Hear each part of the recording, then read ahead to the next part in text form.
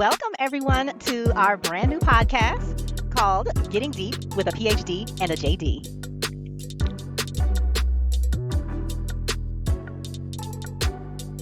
I'm Nicki. I am a PhD. I am a professor at an urban university, and I teach research and human behavior. And I am Kimmie, the JD of this duo. I currently work with a continuing education provider for attorneys, and I also have my own estate planning practice. So you must be wondering, what is this podcast all about? Well, this podcast is a spirited and analytical discussion about relevant news topics that are not a part of your daily timeline. Not only will you learn something new, you will be inspired to action.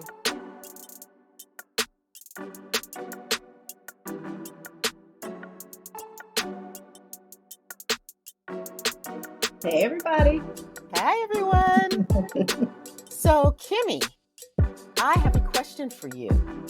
Okay, I'm ready. All right. So, what has had the most profound impact on America and is also a false concept and not rooted in science?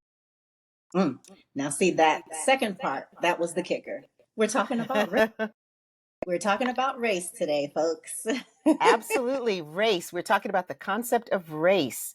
And, when we start to think about the concept of race, and some folks will say, well, Nicki and Kimmie, what do you mean when you say that it has had the most profound impact on America? And so what would you say to those folks as to why it's had the most profound impact on America? Race was created by Europeans, okay, back in toward the end of the 17th century and 18th centuries. And it was the fundamental basis for the creation and the continuation of enslavement.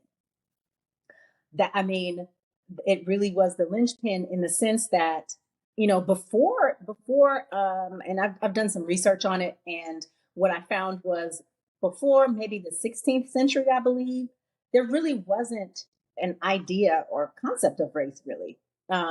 It started when, European countries sought to enslave others around them, right? Right, and so right. The communities that they focused on were the Irish community. Right. And, and they sort of implemented sort of the same strategies that they did with Africans, in that they called Irish, savages and those kinds of things. So dehumanization. Yeah. And so it's just, there's this long history of Europeans separating themselves from others in order to benefit from others in the sense of cheap labor. Right.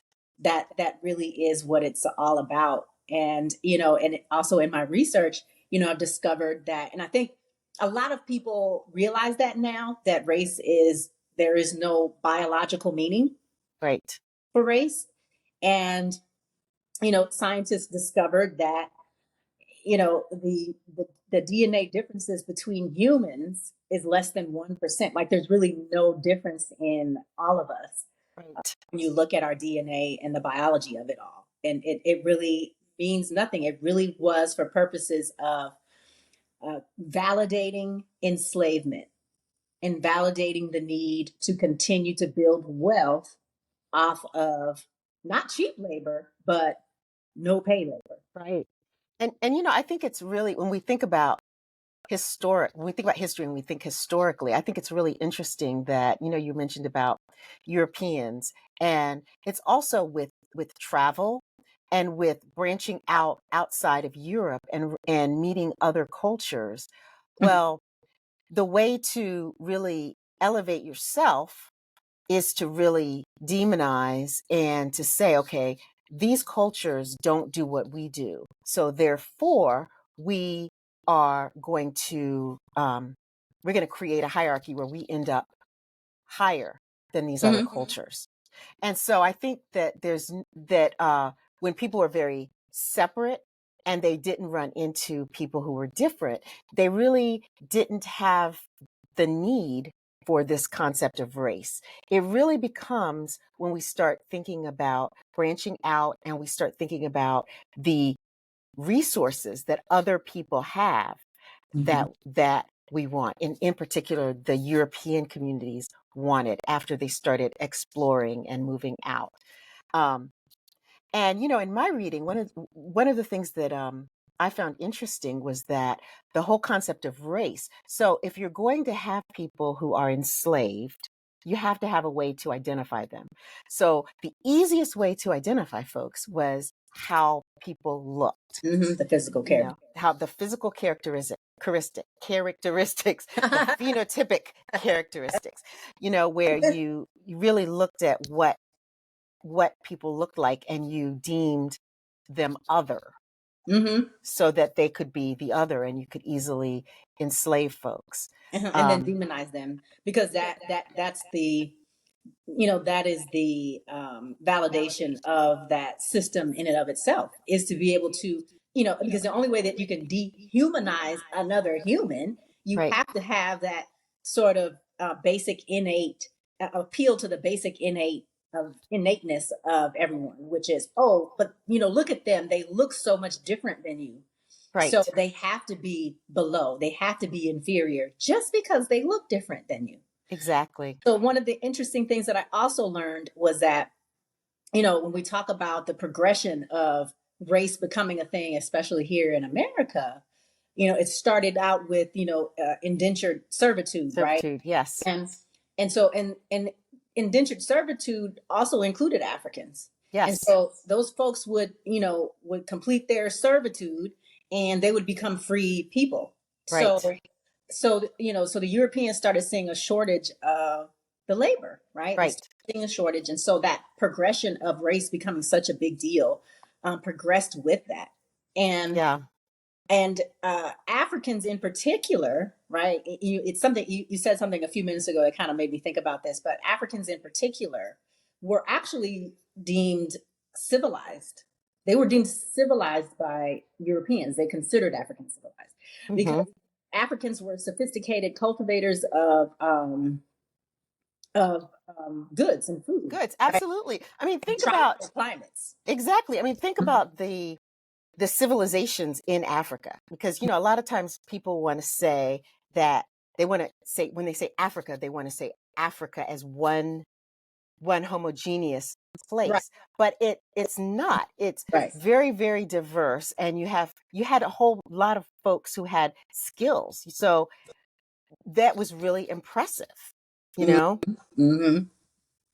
And that is one of the reasons that you want to colonize others. You want to enslave others is because you see something that they have that you want. Exactly, which makes it so ridiculous.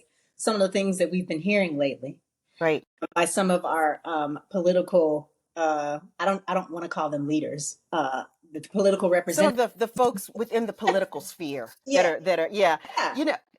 And we're talking, and one of the things that the governor of Florida said was that the enslaved peoples learned skills through slavery. And it's like, sir, no. As if they benefited from being enslaved. Like, and that's that mentality where we are taking you from this world and we are allowing you to be with us. We are taking you and allowing you to benefit from what we have. And the truth is, the reason, so being able to distinguish folks visually was a reason that Africans people were able to keep Africans, and then they became African Americans, into slavery. But also being able to see the different skills that they brought. They cultivated, people who came from a very warm climate were used to working outside, and they were very skilled farmers, and Mhm. they had an understanding of crops and different ways to Mhm. make crops grow. In a You had tropical your climate. weavers, yes, Mhm. and you even had people who were intellectually the rulers, and people who were very prominent within their groups. Mhm. And so people who were enslaved, they didn't get these skills from slavery. They Right. brought the skills, and they also articulated those skills to other folks, to their offspring. And Exactly. so with the governor making that comment, I mean, that tells me that he really doesn't understand the whole institution of slavery. And Mhm. you can't understand America if you don't understand the institution of slavery, because that is what America was built on. Exactly. And one of the other interesting things, as we continue through our journey through our podcast to discover these topics and enlighten our listeners and viewers on these various topics, one of the things that I like to sort of interject is the legal component. Right. And one of the things that is interesting is, as slavery progressed, right? And, the slave masters were raping the enslaved people, and they were producing offspring that continually lost their phenotype, their skin color, Mhm. could be easily identified.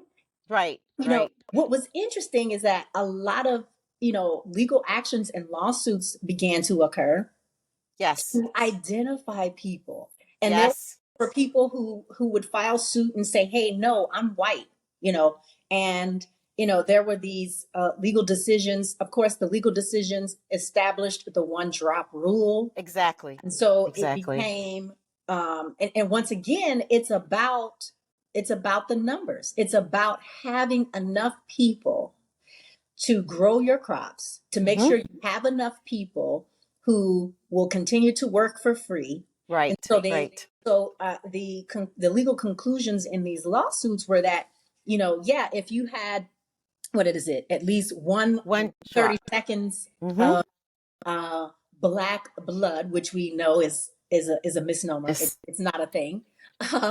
You were considered black, so that you can continue to be included in the numbers of enslaved peoples that they can use and abuse to create and continue to create and grow their wealth. They It's amazing to me. It's absolutely is. And it's amazing that the rules that they had, the Mhm. miscegenation rules, Oh, where yeah. where different racial groups could not mix. And they Hmm. had that for groups, persons of color, minority, underrepresented groups. They also could not uh propagate, or populate. Hmm. They also couldn't do that. So Hmm. it wasn't just black and white, but it included all these other racial groups too. It was completely forbidden to mix with these different racial groups. And that was to keep it so that you knew who was black, who was white, Hmm. who's of Asian descent, who was of, and then the ethnicities, Yeah, I French wanted to and get into that. Italian and Spanish. Yes, So I wanted to different. get into that, right? So, we're talking about race and what it really means and what it is. Yes, So I think, talking about what it's not is also it's important. important. Yeah, yeah. And there are differing views. So one of the questions that I have for you, I'm going to ask you a question. A question, a Yes, question. yes, yes. So how many races are there? Because we have this idea of race, right? Right, right. We can't get rid of it. In a decade of or any couple of decades of research to say, hey, Exactly, race doesn't exactly. exist, race isn't a thing, right? Right. So, when we talk about race as we have experienced it here in the Mm-hmm. States and therefore across the world, Right, right. how many races You know, you are know, there even? this is so interesting. I love it that you asked that question, because the Mhm, question really shows you just how problematic the concept of race is. So mhm, when we talk about race, when we go to something like the US Census Bureau, okay, mhm, or we go to other government agencies, or we go to different different schools and how they categorize race. So I have tried to look, and when I look at for example, with the census with race, they actually combine race and ethnicity. Mm-hmm. So when I've looked in the literature, I see that the literature, if they're trying to think about race, they usually think about, okay, where are people coming from? And they usually say, okay, 4 areas. And they usually say something like Black, white, Asian, or some type of Alaskan Native American, not Native Mm-hmm. American, but some type. They also have another type that's kind of like indigenous folks. Mm-hmm. You know, that's kind of, so Yeah. it's so strange to me. And you even the terms Black and African American, they Mm-hmm. combine those. There's so many times Yeah. where, Yeah. Mm-hmm. yeah, it's interesting because when my partner and I got married, we went in and they said, fill out your marriage license, and the license said check your race, and it had Black/African American. Mm. And I thought, that's so interesting because Black is the quote race, That's but the that's the race, but African American is quote the ethnicity, ethnicity. yeah, the group. So Mm-hmm. it's interesting that they put those two together, because that's saying that a Black person who is of, for example, Asian descent is the same thing as a Black person who is from America. So they put in Black and they put in African Mm-hmm. American as Mm-hmm. one homogenous group, and it's not. Yeah. Which It's tells you absolutely race not. is problematic. Yeah, Right. it's really problematic. You're right, because in my research, like, so early in the 1700s, they identified 4 major subdivisions, okay, of race, and you basically said it in layman's terms, and it's the Homo Americanus. Uh-huh. That must be the indigenous that you're talking about, Yes, the and indigenous then folks. the Homo Africanus. That's the Canis Africanus. mhm. Then Homo Europaeus, and then Yes. Homo Asiaticus. And so Yes. those are the 4 races. And I think that there has been a lot of commingling between race and ethnicity, right? Absolutely. And so Absolutely. defining ethnicity, basically ethnicity is just a shared history, a Yeah. shared Yeah. culture, which It's a Mhm. culture piece. And the interesting thing is, now when we tease out race and ethnicity, that's when you can have um Black folks who are native Spanish speakers, like their first language is Mhm. Spanish.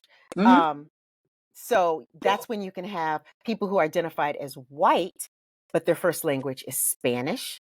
Like, Mhm. for example, I know that when we talk about Cuban Americans, Mhm. um, I know folks will identify themselves as the racial group white, Mhm. but their ethnicity as Cuban, Yeah. being And that's Cuban. And correct. so, yeah. That And that so, that is correct. Yeah. and I Mhm. will also see Black of non-Hispanic origin. And it's interesting because the term Hispanic is falling out of favor right now. Mhm. Yeah, it is. It's And falling out of favor. I think people erroneously consider that a race. And Yeah. it's like it's not a race. It's not a And so race. really, when we talk about it, race really is simply just the color of your skin Mhm. and the facial features. Right. So it's really about the color of your skin, hair texture. This is what I read. So color of skin, hair texture, and eye. Features. Yeah. Yeah. I thought that was interesting that in my research, eyes was specifically named. And in research I've done, they've looked at different facial shapes, Mm-hmm. right? Like different skull shapes. I know that that in the past, research was done to look at different skull shapes and to equate intelligence with skull shapes, Mm. um, which was just another way of saying, okay, we want to create a hierarchy of intelligence, Yeah. Mm-hmm. and we want to make sure that people of Black origin, people who identify as Black, Mm-hmm. are not seen as intelligent. Mm-hmm. Even the writing, Mm-hmm. the broad, wide skull. I mean, even the writing that that is written about features, the broad, wide, everything is just seen as being very negative. Yes. And the woolly hair. When a lot of folks, if you haven't touched black hair, there are different types of black hair, different types. And black hair, folks may think, oh, black hair is really hard, but black hair there's so many different varieties. And so but the way it's written about, it's written in such a negative, with just negative language, negative connotation. Because you have to continue the inferiority narrative Yes, in order it to is a narrative. I love that word. yeah, to validate the continued devaluation of individuals and the hierarchy of individuals. If Yes. you want to continue to use and abuse them, Yeah. that's the only way that you can continue Right. to do that, is Yeah. you have to make people seem like they're different, and that those differences are attributed to their cognitive abilities. And and back in the 17 and 1800s, where enslaved peoples were considered property, all of that Yes. is made up. It's made up Right. just simply for purposes of maintaining that wealth. Exactly. And let's talk about intelligence for a second. During times when folks legally enslaved folks in America, the one thing that most folks did not want to do is they did not want their enslaved folks to know how to read or write. Mm-hmm. So, in other words, people were saying that enslaved folks were intellectually inferior. However, they put systems in place to make sure that enslaved folks did not get an education and were not able to learn and to develop to their highest potential. And so it's just astounding to me that has become the narrative. Mm-hmm. Intellectually inferior. Well, folks are deemed, quote, intellectually inferior because you're not allowing them to even exercise their intellectual prowess. Yeah. So it's and that was the one thing, you don't want people to be able to think. You don't want people to be able to critically understand situations, because then you understand that you understand their humanity, and then they understand that that's not the situation that they need to be in. Mm-hmm. Exactly. So yeah, so this has been a good conversation. When I was researching this topic, I came across so much information, and there's so much history that I really couldn't get to, during our conversation today. But it's very eye opening, and I think that the deconstruction of race has begun. It's in its infancy, I think. Oh, absolutely. But we have Absolutely. to continue. And so I think this is a good segue to our call to action Yeah. segment. So We have some. tell me what's on your mind. So what's on my mind? Florida is on my mind, and not just Florida, but Florida is the example of what I feel is happening. First of all, with the backlash, we had a Black president, and now I feel like because of President Obama, now we're experiencing the period of backlash. Right. And within this backlash, we've also experienced George Floyd, whose death was really witnessed by the world. And as a result, now we're seeing the whole idea of race. We're seeing a lot of people coming out and saying, we don't want to talk about race, getting rid of racial language, getting rid of diversity, equity, and inclusion departments in schools and in the government, just getting rid of that. Mm-hmm. And so my call to action is about bravery. And it's about being willing to stand up and support the DEI, diversity, equity, and inclusion departments, being able to challenge these laws that are being written. For example, in Florida, um, the what is it, the anti-woke law, or that's Yeah, I think the yeah. colloquial name, anti-woke law. Yeah, I mean, just really being able to stand up for that and being able to exercise legal action. Mm-hmm. I do know that in Florida right now, the one of the colleges that where the governor replaced the board, Mm-hmm. um, one of the lots of the students are suing because the different racial groups, but also members of the LGBTQIA community, um, students with disabilities, lots of other students are feeling that they are not being represented or being respected within public education in the college, and so they actually have a lawsuit that is going on now. So I think the call to action is to really be aware of race, not being afraid to talk about race, and recognizing that race is woven within the fabric of our daily lives. Mm-hmm. And if we want to be a type of person that says, if you want to be the type of person that says, I don't see race, that means you're not validating people and their uniqueness and their individual contributions. And Mm-hmm. so our call to action is about, well, my call to action is about bravery. It's Mm-hmm. about standing up and not being willing to accept race being erased or the attempt of erasing race from our lives. Yeah, I like that. I like the bravery. And I think that my call to action would be to educate yourself. Yeah. Yeah. I think that I think it's a feeble attempt at erasing history and erasing what it is.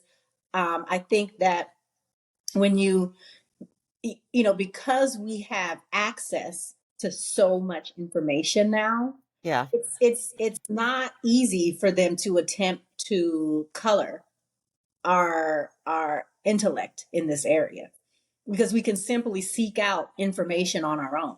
We Yes. have so many avenues Yes. and channels of information where you can learn about these things. But isn't that, Mhm. oh, I'm sorry, I just interrupted you. But isn't that also a thing or a way that people are using that against learning about race, because there's so much information and some of this information is not accurate, or this information is being skewed. For example, someone saying that enslaved folks were the first immigrants, or saying, or like we talked earlier when we Yeah. said that enslaved folks learned valuable skills from slavery. Yeah, but I hear what you're saying. Yeah, and that there is information out there that is inaccurate, right? Yeah. But I think that to me it's two pronged. My call to action is really two pronged in that you need to educate yourself and educate your families, your children, with information that is accurate. We have to continue to be vigilant, and when I say we, I mean those of us who are considered in to be members of inferior races, and I'm going to start using that in Use quotes the quotes. I because love the quotes. it's Yes. not a Yes. real thing. It's not a real thing. And so, yeah, so I mean, you know, making sure that your children, if you don't have children if you're involved in your, local school districts and things like that, being Hmm. vigilant in being involved and making sure that the information and the education continues. So that's the two prong. I mean, you educate yourself and you participate in the political process, because Right. Right. people are attempting to erase that history. Yes. And you know what happens when you ignore history, you're doomed to Doomed to repeat. repeat it. Yeah, so I think Yeah. it's very, very important. I think the people of Florida need to be extremely vigilant. The people of Hmm. Texas need to be extremely vigilant in keeping and staying on them, staying Yeah. on people who are you know you know propagating, or I don't know if that's the right word, lies. It's just Lies. Yeah. Yeah. propagating lies. And so to be vigilant in counteracting that. Right. And we do. We have to do that. And I just thought about something else. Representation matters. Mm-hmm. It's really important to really support diverse folks being included in the discussion. And also, when we look out in the different societal groups, like for example, the different um, law and business and like all the different, you know, uh, different groups, different societal structure, things that make up society. It's important to have folks from underrepresented groups playing a part in those different groups. Oh yeah, absolutely. And yeah, and the reason I say that is because, you know, when children, especially young children, when children see folks that look like them in different roles, then they understand they're not just hearing, oh, you could be a fill in the blank. They're actually seeing you could be a doctor, a lawyer, a teacher, a president, even. You know, Yeah. they're seeing those things. So representation really matters. And if we continue to devalue people based on race, we continue to devalue society as a whole, because you never know which of those young children will be the one to grow up and maybe find make an important scientific discovery that just completely changes how we live. You know, I Exactly. mean, I know I had a mentor that said one time, maybe the cure for cancer was beaten as beaten out of one of the enslaved persons. So Yeah. they just, you know, just all that potential that was just wasted. So Yeah. representation matters. Yes. Yes. It Yes. matters.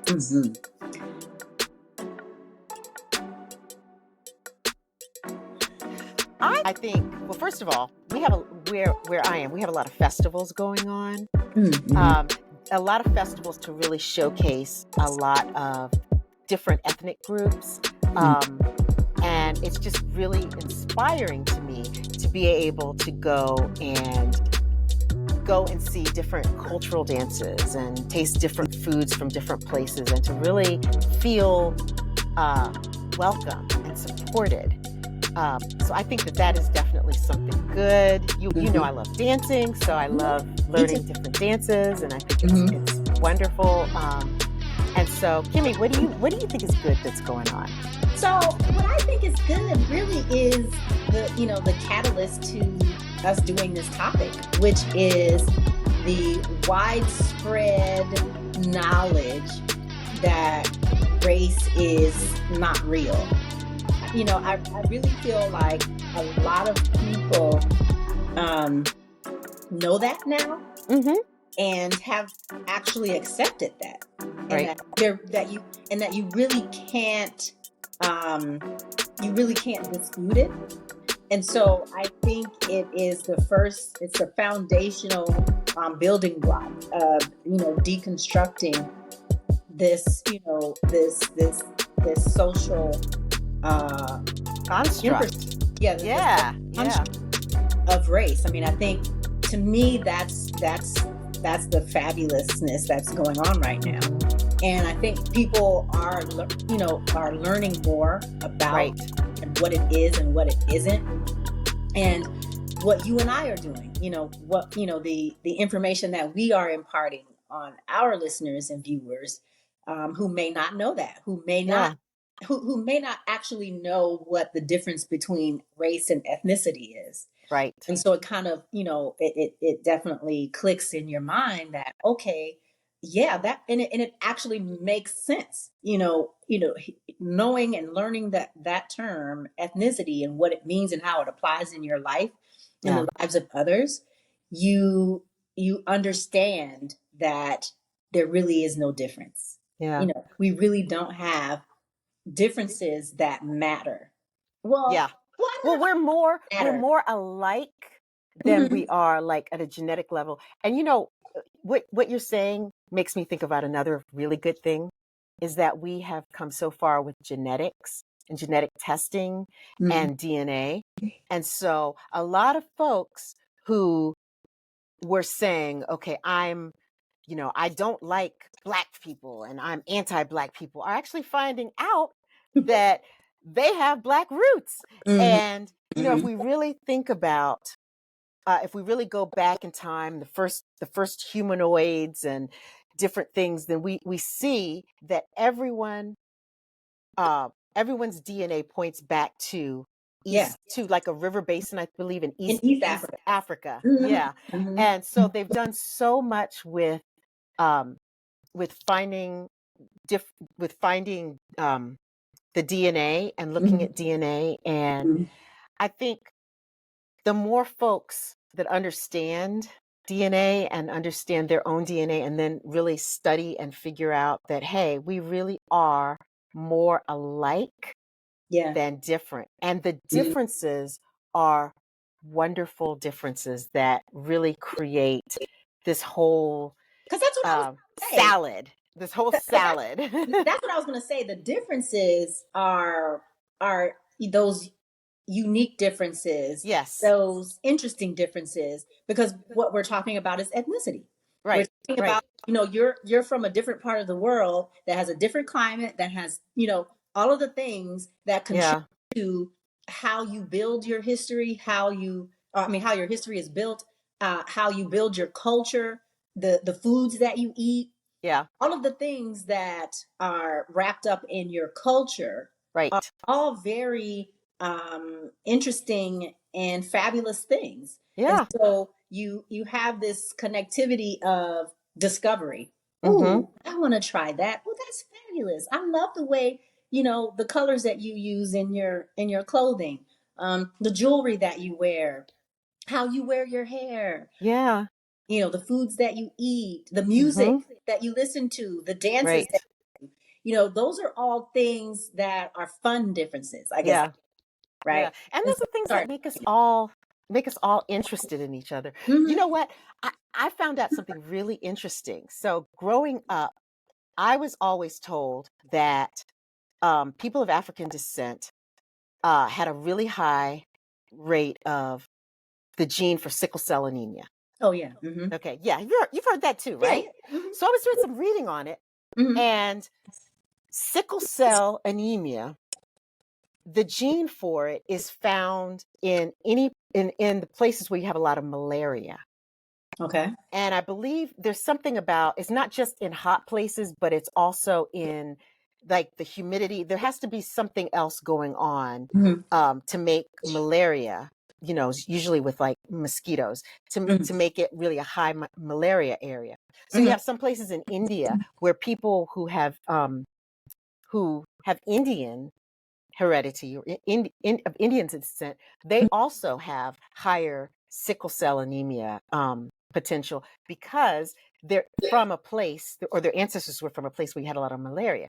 So, in essence, Hmm. sickle cell isn't a black illness exclusively. It's an illness that comes from places where you had malaria. Hmm. And And probably so, climates, right? yeah, it's the climate. It's the climate. Hmm. And also, for example, lactose intolerance. Hmm. That's about climate. Mm. People who are from warm climates tend to have a greater level of lactose intolerance. And in fact, most the research that I read said that most people have some degree of lactose intolerance because Yes. you're eating a different species, you're eating their or you're consuming the product that was meant for their to nurture their babies. You're eating Oh yeah, milk yeah, yeah, and cheese. That was really milk was really meant to nurture their yeah, babies. yeah, yeah. So people have most people have some lactose intolerance anyway. But when you look at who gets really, really, really sick, Hmm. it's folks from warm climates tend to be more lactose intolerant. Hmm. And and people will say, oh, that's why Black people have a higher. Well, it's climate. Yeah. It becomes climate because Right. there aren't just Black folks from Right. warm Exactly. places, you Exactly. know? So Yeah. we have to consider that, we have Hmm. to consider Open that. your minds. Open your mind. Yeah. Yeah. Yeah. So that's what we're doing here at Getting Deep with a PhD in JD. We hope that you learn something new once again. And we hope that it is inspiring you to take action, make change, and do all the things. And also, at the end of the day, we hope you feel like our world, our society is progressing in a positive. Absolutely. And I would love to give a challenge out there to our viewers to please leave comments. We love it when you pop in and listen to what we have to say. And we would love comments. If you give us comments, we will definitely respond back to you with our own comment. And so please take a second, give us a comment, tell us what you like, tell us what you want to see more of. And we would just love to, we want to connect with you. We want to connect with you. Yeah. So like and subscribe. Like and subscribe. That's right. That's All right, guys. Well, until next time, have a fabulous day. Yes, have a fabulous day and like and subscribe. Bye.